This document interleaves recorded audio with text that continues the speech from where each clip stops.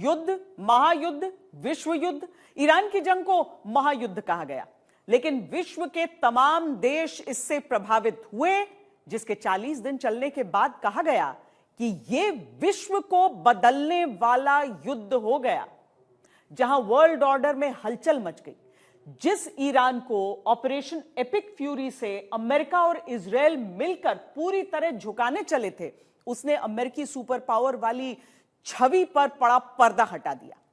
NATO देश America के साथ नहीं आए, बल्कि दुनिया के सबसे ताकतवर देश को एक नॉन न्यूक्लियर पावर वाले देश ने टक्कर देकर वर्ल्ड ऑर्डर हिला दिया है। इसीलिए आज समझना है कि विश्व का युद्ध कैसे विश्व को बदलने वाला युद्ध बन गया।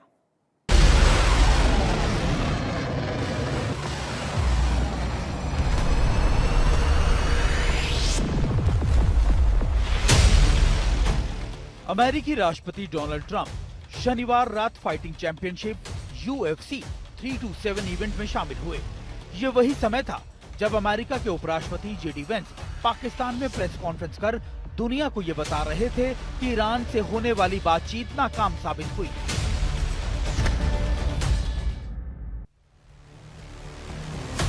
जिस वक्त ईरान बातचीत की टेबल पर अमेरिकी वर्चस्व को खुलकर चुनौती दे रहा था, 47 साल बाद अमेरिका की आंखों में आंखें डालकर अपनी बात रख रहा था, तब ट्रंप फाइटिंग चैंपियनशिप में विजेता के साथ हाथ मिलाकर ये जता रहे थे कि ईरान युद्ध में वही विजयी होंगे। लेकिन फिर भी वो ईरान से बात नहीं मनवा पाए। जेडी वेंस को ये कहकर घर लौटना पड़ा कि अमेरिका ने एक प्रस्ताव ईरान के लिए छोड़कर वहां से वापस जा रहा है।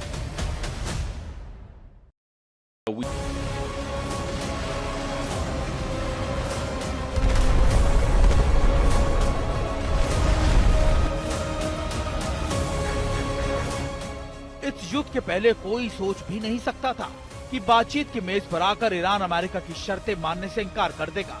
लेकिन ये सब कुछ हुआ तभी तो ईरान युद्ध भले ही घोषित तौर पर विश्व युद्ध ना हो, लेकिन दुनिया को बदलने में ये कामयाब हो गया है।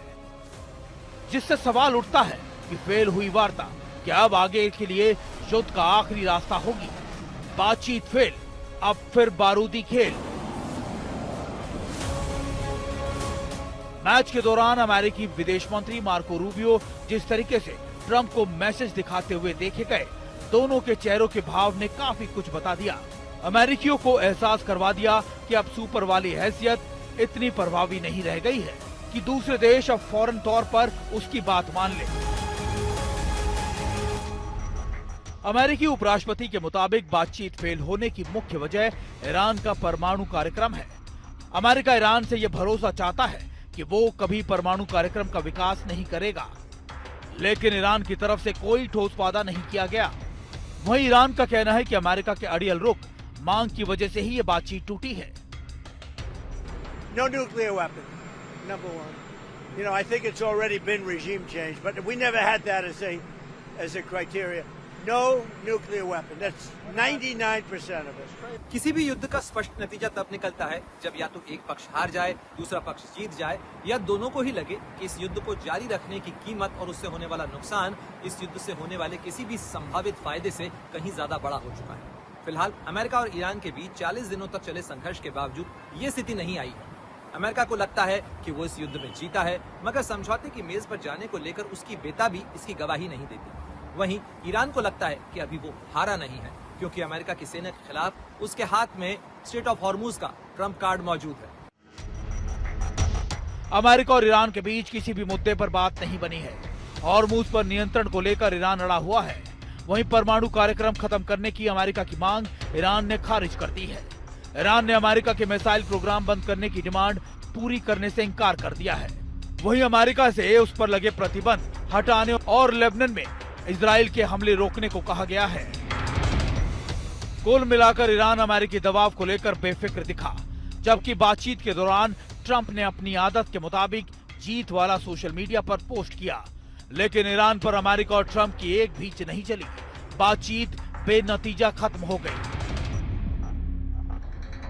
न्यूयॉर्क टाइम्स के मुताबिक इस नाकामी के बाद ट्रंप सरकार के सामने दो मुश्किल रास्ते बचे हैं। पहला, ईरान के साथ लंबी और मुश्किल बातचीत जारी रखना। दूसरा जंग की शुरुआत फिर से करना। व्हाइट हाउस के अधिकारियों ने कहा है कि अगला कदम राष्ट्रपति ट्रंप तय करेंगे, लेकिन दोनों ही विकल्प राजनीतिक और रणनीतिक रूप से भारी पड़ सकते हैं। ये स्थिति ईरान अमेरिका के बीच फरवरी के अंत से जिनेवा में हुई बातचीत जैसी लगने लगी है, जो बेनतीजा रही हो। और उसके बाद ट्रंप ने ईरान पर 38 दिन तक मिसाइल और हवाई हमले किए। इन हमलों में ईरान के सैन्य ठिकाने, मिसाइल सिस्टम, हथियार बनाने वाले ठिकानों को निशाना बनाया गया। ट्रंप का मानना है कि इतनी बड़ी सैन्य ताकत दिखाने के बाद ईरान झुक जाएगा, लेकिन ईरान ने साफ कर दिया है कि वो दबाव में नहीं आएगा। They have no navy. They have no radar. They have no air force. Their leaders are all dead. Khomeini is gone. For many years he ruled. He's gone. With all of that, let's see what happens. But from my standpoint, I don't care. Trump को भी इस बात का कहीं ना कहीं एहसास हो गया है, इसलिए बातचीत के दौरान ट्रंप की तरफ से हर हालात में जीत का दावा किया गया। We win regardless. We've defeated them militarily. Whether we make a deal or not makes no difference to me. And the reason is because we've won. Whether you listen to the fake news or not. Iran युद्ध को क्यों दुनिया बदलने वाला युद्ध कहा जा रहा है? इसकी सबसे बड़ी वजह अमेरिका का पहली बार युद्ध में अकेले पड़ना है। ऐसा पहली बार हुआ जब कूटनीतिक तौर पर अमेरिका दुनिया में अलग थलग पड़ा है। ऐसा पहली बार हुआ जब अमेरिका के बार बार मदद मांगने पर भी उसके दोस्तों ने उसे मदद देने से इनकार कर दिया। कोई सहयोगी उसके साथ खड़ा हुआ नजर नहीं आया। पहली बार अमेरिकी शक्ति की हद पता चला कि हवाई हमलों के आगे जमीन पर सैनिक उतारने का जोखिम बड़ बोले ट्रंप भी नहीं लेना चाहते। पहली बार अमेरिकी तकनीक का वर्चस्व टूटा। चीन ने ईरान को तकनीकी मदद देकर अमेरिकी बढ़त पर पाबंदी लगा दी। अमेरिका और ईरान के बीच चल रही लड़ाई संघर्ष विराम से खत्म हो जाएगी या फिर एक बार फिर से शुरू हो जाएगी, ये सवाल बरकरार है। मगर इतना तय है कि इस लड़ाई ने पश्चिम एशिया के इलाके ही नहीं बल्कि पूरी दुनिया के लिए कई ऐसी बुनियादी चीजें बदल दी हैं जिनका असर दुनिया को लंबे समय तक झेलना होगा। दूसरे विश्व युद्ध से पहले दुनिया बहुध्रुवीय थी, जहां ब्रिटेन, फ्रांस, जर्मनी और जापान मुख्य शक्तियां थी। युद्ध के बाद ब्रिटेन और फ्रांस जैसे देश आर्थिक और सैनिक रूप से इतने कमजोर हो गए कि दुनिया पर अपना दबदबा खो बैठे। विश्व में केवल 2 महाशक्तियां बची, अमेरिका और सोवियत संघ। लेकिन ईरान युद्ध के बाद ये व्यवस्था खत्म हो सकती है। बिना जीत अगर अमेरिका ईरान से बाहर निकल गया तो फिर सिर्फ पश्चिम एशिया ही नहीं, पूरी दुनिया में अमेरिकी दबदबे पर सवाल उठने लगेंगे। ये रीजनल वॉर है। अगर जो तो जब तक वो न्यू वर्ल्ड ऑर्डर बन रहा था तो मतलब इट्स ए ग्लोबल वॉर जंग है। तो इसलिए अगर ये ग्लोबल वॉर जंग हो रहा है, आप समझ लो न्यूक्लियर वेपन भी यूज कर सकते तो कोई जिंदा नहीं रहेगा। लेकिन मैं ये कहना चाहते हूँ, अगर ये इस मसला का हल खत्म हो जाएगी, ये तो मतलब साउथ साउथ कोऑपरेशन है और प्रेशर अमेरिकन के ऊपर भी लग गया था और इजराइल के ऊपर भी लग गया था, तो आप समझ लो ये मल्टीपोलरिटी बन जाते, क्योंकि ये न्यू वर्ल्ड ऑर्डर बन जाएगी अगर अमेरिकन में खुद एक्सेप्ट किया था डिफीट हो गया, या अमेरिकन में खुद एक्सेप्ट कर रहा है बाकी लोग है जो इसके साथ ही बराबर में बातचीत करनी चाहिए for solving the international problem, या कोई जंग या कोई कॉन्फ्लिक्ट भी हो रहा है किसी जगह पे। तो पश्चिम एशिया में चल रहा युद्ध सिर्फ ईरान और अमेरिका के बीच चल रहा सामान्य युद्ध नहीं है, बल्कि ये पूरी दुनिया को बदलने वाला युद्ध साबित हो सकता है। एक ऐसा युद्ध जिसके बाद दुनिया पहले जैसी नहीं होगी। अमेरिका के लिए युद्ध एक बड़ी रणनीतिक परीक्षा बन गया है। एक और पश्चिम एशिया में ईरान इजराइल से जुड़े संघर्ष में सक्रिय रहना होगा। वहीं दूसरी ओर एशिया में चीन के बढ़ते प्रभाव को संतुलित करना होगा।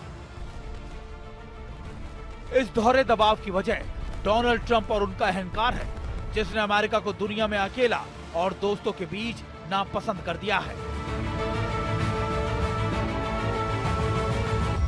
जब तक वहां पर वो जंग शुरू किया था गाजा की, फलस्तीन के ऊपर भी इजराइल शुरू किया था, अभी तक ये ईरान के ऊपर भी है, ये भी रीजनल जंग है।